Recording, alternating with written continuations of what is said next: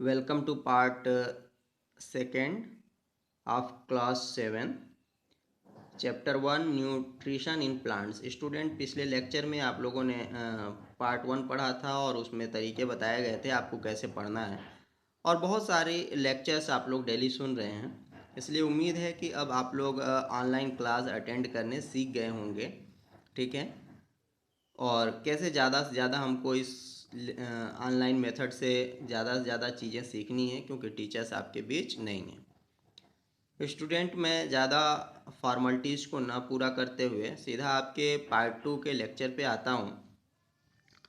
Student, मैं अगर पिछले बातों को रिकॉल कराऊँ तो आप देखेंगे कि न्यूट्रिएंट्स पढ़े थे, न्यूट्रिशन पढ़ा गया था, ऑटोट्रॉफ्स और हेटरोट्रॉफ्स की बात हुई थी, न्यूट्रिशन का डिफिनीशन पढ़ा था, न्यूट्रिएंट्स कौन कौन चीज़ें हैं वो पढ़ी गई थी। आज बात है हम लोगों को हेटरोट्रॉफ्स का। आइए मैं हेटरोट्रॉफ्स का डिफिनीशन आप लोगों के बीच रखता हूँ। हेटरोट्रॉफ्स क्या है? तो plants and animals which depend upon autotrophs for nourishment are called heterotrophs. आपने सुना ठीक से? Plants and animals which depend upon autotrophs for nourishment are called heterotrophs. ठीक है, और ये जो तरीका है स्टूडेंट न्यूट्रिशन लेने का, this mode of nutrition is known as heterotrophic. ये जो तरीका है न्यूट्रिशन लेने का उसको कौन सा बोलेंगे? हेट्रोट्रॉपिक बोलेंगे। हेट्रोट्रॉपिक, हेट्रोट्रॉपिक में दो वर्ड हैं, एक हेट्रोज है, एक ट्रोपियन है। हेट्रोज का मतलब होता है स्टूडेंट अदर, और ट्रोपियन का मतलब न्यूरिश। मतलब हम लोग जो न्यूरिशमेंट, हम लोग जो न्यूट्रिशन दूसरे से लेते हैं उसे हम क्या कहते हैं? हेट्रोट्रॉपिक।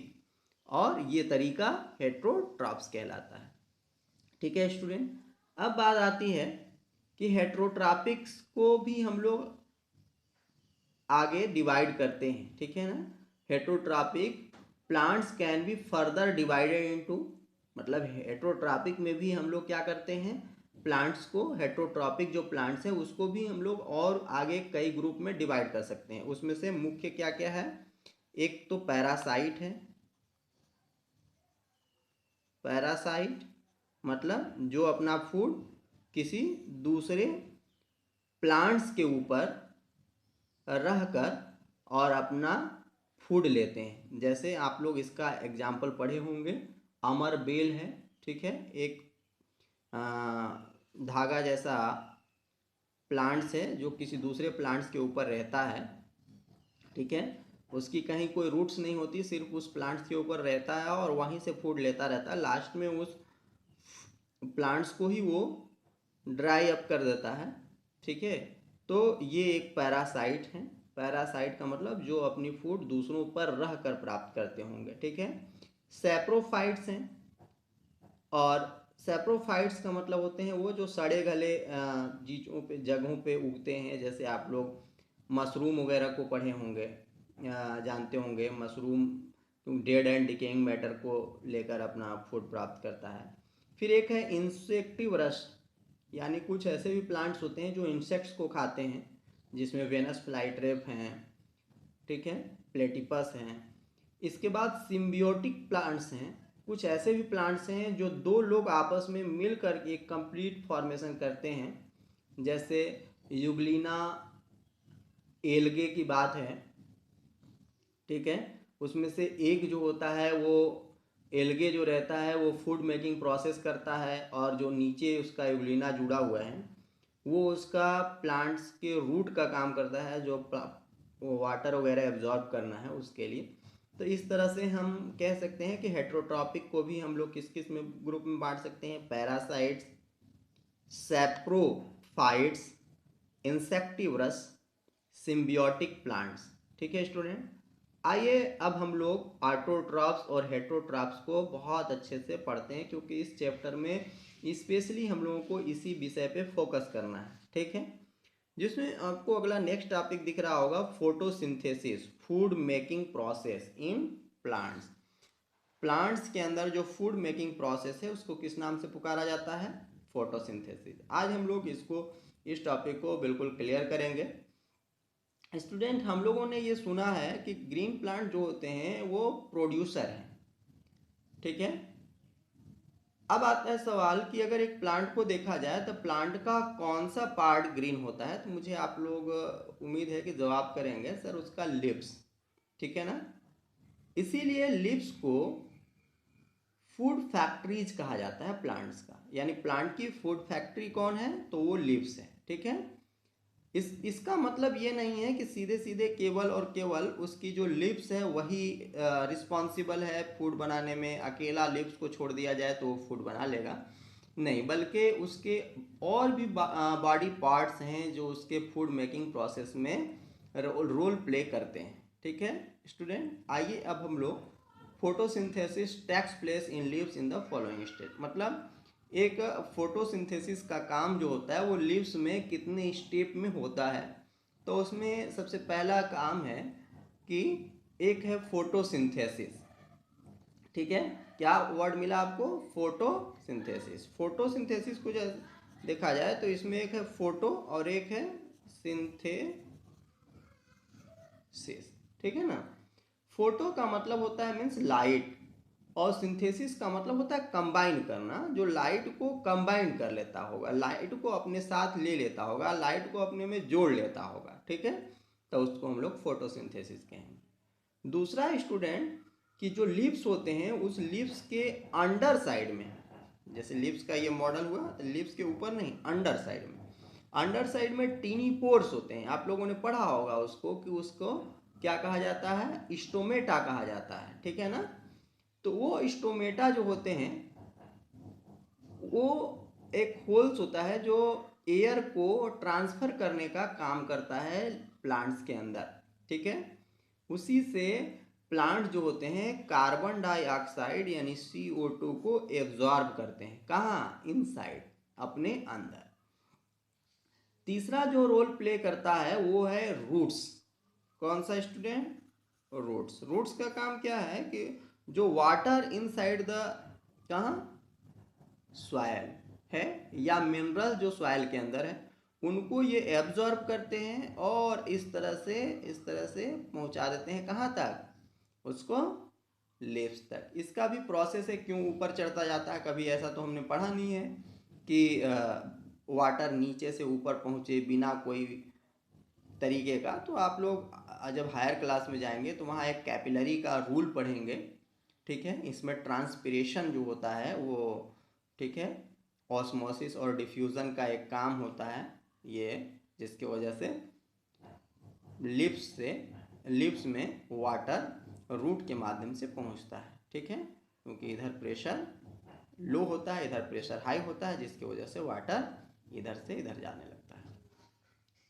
नेक्स्ट स्टूडेंट जो है वो है water, mineral and nutrients absorb by root get transport, ये तो बता ही दिया कहाँ तक, तो पूरी लिव्स में या पूरे बॉडी में, किसके द्वारा, तो एक पाइप होता है जिसको किस नाम से बोला जाता है, फ्लोएम, ठीक है। ये बहुत टीनी एक ट्यूब होता है, इसीलिए कैपिलरी का रूल इसमें काम करता है, क्योंकि कैपिलरी एक रूल ऐसा है जिसमें बार जैसी हेयर के लाइक अगर पाइप हो तो उसमें वाटर अपने आप ऊपर चढ़ना शुरू कर देता है, ठीक है। अच्छा, नेक्स्ट है स्टूडेंट कि आप लोगों ने पढ़ा कि लीव्स में एक पिगमेंट पाया जाता है जिसका नाम है क्लोरोफिल। यही क्लोरोफिल करता क्या है कि सन की लाइट जब इसके ऊपर पड़ता है तो उसको ये कैप्चर कर लेता है, और कैप्चर करने के बाद सन की लाइट में आप सबको पता है एनर्जी है, और ये सारी चीज़ें जब इसमें क्लोरोफिल में यानी कि ग्रीन लीव्स के अंदर कार्बन डाइऑक्साइड, वाटर, मिनरल्स और सनलाइट एक साथ मिलते हैं तो वह एक फूड निर्माण प्रक्रिया में अपना रोल प्ले करना शुरू कर देते हैं, ठीक है। उस फूड को हम लोग एक सिंपल फूड है जो जिसको किस नाम से पुकारते हैं, ग्लूकोज, यानी क्या बन जाता है स्टूडेंट, ग्लूकोज। जो ग्लूकोज बन जाता है इस प्रोसेस से, इसी को हम लोग फोटोसिंथेसिस कहते हैं, ठीक है ना। जब फोटोसिंथेसिस होता है तो उसमें होता क्या है, तो जो लाइट की एनर्जी है, जो एनर्जी मिला हम सबको पता है कि एनर्जी जो मेन सोर्स है अर्थ पर एनर्जी का वो है सन। तो सन की एनर्जी को हम प्राप्त करके और उसको चेंज करते हैं, कन्वर्ट करते हैं। सिर्फ हम लोग अपने से नया एनर्जी नहीं बना पाते, तो हम क्या करते हैं, सन की एनर्जी को ट्रैप कर लिया और उसको कन्वर्ट कर दिया किस में, ग्लूकोज में। ठीक है, इसमें कन्वर्ट कर दिया। इसमें जब ये कन्वर्ट हुआ, ठीक है ना स्टूडेंट, तो इसको कन्वर्ट करने के लिए कौन कौन रोल प्ले किया, वाटर, कार्बन डाइऑक्साइड, ठीक है, और सन की लाइट। ये कन्वर्ट होकर बनाता क्या है, एक तो ग्लूकोज बनाता है और एक बाई प्रोडक्ट के रूप में ऑक्सीजन भी देता है। क्या, ऑक्सीजन। ठीक है स्टूडेंट, अब आता है इसी के दौरान जो इसके प्लांट्स से ऑक्सीजन जो होते हैं वो कहाँ निकल आते हैं, बाहर निकल आते हैं। यानी लिप्स से ऑक्सीजन बाहर निकल आता है और कार्बन डाइऑक्साइड लिप्स के अंदर जाता है। कौन से होल से, तो स्टोमेटा से। तो ये आप कह सकते हैं कि इसी दौरान इनका रेस्पिरेशन का भी वर्क होता रहता है। क्या होता रहता है, रेस्पिरेशन। चूँकि बच्चों ये केमिकल प्रोसेस है, तो केमिकल प्रोसेस को हम एक रिएक्शन के माध्यम से दिखाना चाहते हैं। हर बार कोशिश किया करिए कि उसको आप रिएक्शन में कन्वर्ट किया करिए। फोटोसिंथेसिस का जो काम है वो एक केमिकल प्रोसेस हुआ, इसलिए हम लोग चाहते हैं कि इसका एक रिएक्शन दिया जाए। कैसे फोटोसिंथेसिस हुआ, तो हम सबको पता है कि कार्बन डाइऑक्साइड मिला, ये एक केमिकल हो गया, और वाटर मिला नीचे से, ठीक है, रूट के द्वारा, H2O वाटर का सिंबल है। सनलाइट इन लोगों को मिला और ये किस में कन्वर्ट हो गया, ग्लूकोज में, C6H12O6, इसी का नाम है शुगर कह लीजिए या ग्लूकोज कह लीजिए, और प्लस में 6O2, यहाँ भी 6 देना पड़ेगा। ये जो प्रोसेस है 6 वाला, वो ये है स्टूडेंट कि जब हम हायर क्लास में जाएंगे तो हम देखेंगे कि हमको एक रूल पढ़ना पड़ेगा कि हम मास को डिस्ट्रॉय नहीं कर सकते, ख़त्म नहीं कर सकते, उसको कन्वर्ट कर सकते हैं। ठीक है, तो मास जब इधर मिलाए, इधर का मास जितना होगा जो बनेगा उसका मास भी इक्वल होना चाहिए, या इसीलिए इसको हम लोग अपने से इनमें जो उनके फार्मूला होता है उसके पहले नंबर लिखा जाता है। ठीक है, तो बच्चों आप लोगों ने ये देखा कि ये इसका कंप्लीट रिएक्शन है फोटोसिंथेसिस का। फोटोसिंथेसिस के दौरान जो बाई प्रोडक्ट बनता है, वो बाई प्रोडक्ट में आपने देखा क्या बनता है, ऑक्सीजन बनता है, और एक और नाम ले सकते हैं हम लोग, वाटर, जो वेपर के फॉर्म में कहाँ चला जाता है, ठीक है, तो प्लांट से बाहर चला जाता है, ठीक, जिसको हम लोग ट्रांसपिरेशन कहते हैं, जो फिर क्या रोल प्ले करता है, तो जो क्लाउड के फॉर्मिंग में रोल प्ले करता है। अब बात आता है कि फूड जो होता है जब कहाँ बनता है, एक प्लांट्स के लीव्स में, तो सारे एक प्लांट के सारे बॉडी पार्ट्स को फूड चाहिए। तो ये फूड जो होता है वो एक ट्यूब रहता है, अभी बताया था वाटर जिस ट्यूब से चढ़ता है उसका नाम फ्लोएम, और जिस ट्यूब से फूड प्लांट्स के लीफ से सारे बॉडी पार्ट्स में जाता है उसका नाम है जाइलेम। क्या नाम है, जाइलेम। ठीक है, तो ये जाइलेम ही जो है वो फूड को पूरे बॉडी पार्ट्स में सप्लाई करता है। स्टूडेंट, अब बात आती है कि without photosynthesis life would be impossible on earth. अगर फोटोसिंथेसिस नहीं होता तो इस पृथ्वी पे लाइफ इम्पॉसिबल होता। क्यों? क्योंकि प्लांट्स इस अर्थ पे नहीं रहते, और जब प्लांट्स नहीं रहते तो प्लांट्स के बगैर, क्योंकि हम सब लोग अपनी फूड को डायरेक्ट या इनडायरेक्ट कैसे प्राप्त करते हैं, प्लांट से ही प्राप्त कर सकते हैं, तो प्लांट नहीं रहता तो हम सब भी नहीं रहते। और दूसरा काम, प्लांट्स ही वो है जो ऑक्सीजन को मेंटेन करता है, कहाँ पे, तो एटमॉस्फेयर में, जिसको हम लोगों के लिए एक लाइफ गिविंग गैस है। अगर ये गैस नहीं होता तो हम सब लोग भी इस गैस की वजह से भी मर जाते। सारे जो एनिमल्स हैं एनिमल किंगडम की जो लाइफ है वो सब मर जाता है इसके बगैर, ठीक है। तो इसलिए हम कह सकते हैं कि फोटोसिंथेसिस बहुत इम्पॉर्टेंट प्रोसेस है, इसके बगैर life can not be impossible on earth, ठीक है स्टूडेंट। तो आज मैंने जैसा कि आपको बताया था कि आज हम लोगों का पूरी के पूरी जो टॉपिक होगा वो इस बेस पर होगा कि फोटोसिंथेसिस की प्रोसेस कैसे होता है। उम्मीद है कि आप सब लोग फोटोसिंथेसिस की प्रोसेस समझ पाए होंगे। जैसा हम लोगों को पता है कि नोट बनाया जाए, क्योंकि जब चैप्टर फिनिश होगा तो उसके बाद हम लोग एक्सरसाइज करेंगे और फिर बीच में आपके टेस्ट भी ले लिए जाएंगे।